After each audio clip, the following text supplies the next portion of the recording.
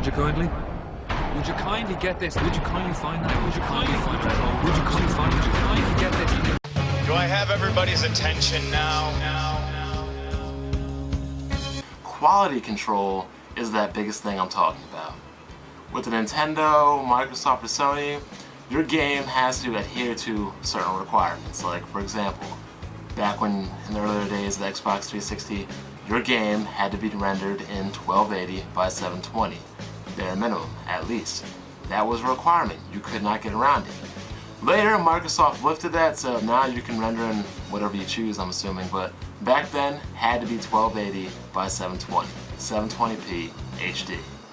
Now, on the PC, there is no requirement. There is nobody to tell you that your game needs to adhere to ABC, 1, 2, 3. You can put out a complete turd and nobody can really say anything about it. So what really needs to happen is this. EA, Origin, Steam, Valve, they need to put in a policy for games like Ghost Recon, which were never patched, not patched, 2 weeks later, still not patched. The game community dies and they just say, well, we're never going to patch it. Things like that cannot happen. Not even on a console. So what needs to happen is this.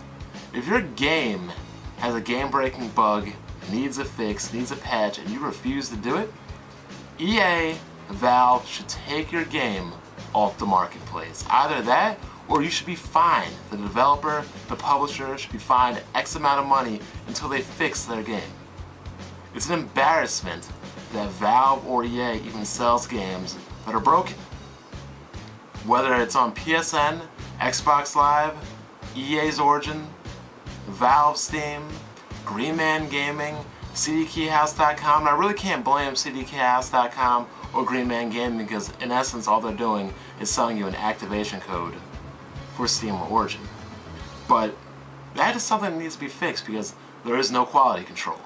There is nobody saying you need to do this, you need to do that, you need to fix your game needs to adhere to these requirements. Lastly, after looking at Medal of Honor Warfighter and the mass disappointment that's going around, take it to this back then when I bought that GTX 670. I bought it, I didn't like it, I returned it, I had to pay a little restocking fee. The same practice should be applied to gaming when you purchase a game digitally. If you buy the game, maybe you get like 1 day, 2 days, 3 days to play. If you don't like it, you return it, you get reimbursed, you pay like a $5, $10, $15 restocking fee, call it a day. Now I know there's no restocking fees for a digital item, but they gotta penalize you a little bit because you did get to play their game. Not only that, but you know you'd have people abusing that system, buying a game, playing through it in 3 days, returning it, getting all their money back, buying another game, rinse and repeat. You know it, we all know it. Where there's a will to abuse something, there's always going to be somebody that ruins it for the rest of us. So, PC gaming, very good. I have not had to open my box up, my tower, my machine for 3 months. There is nothing better in gaming than a PC running perfectly on all cylinders. But that being said, there are also problems, and quality control is one of them.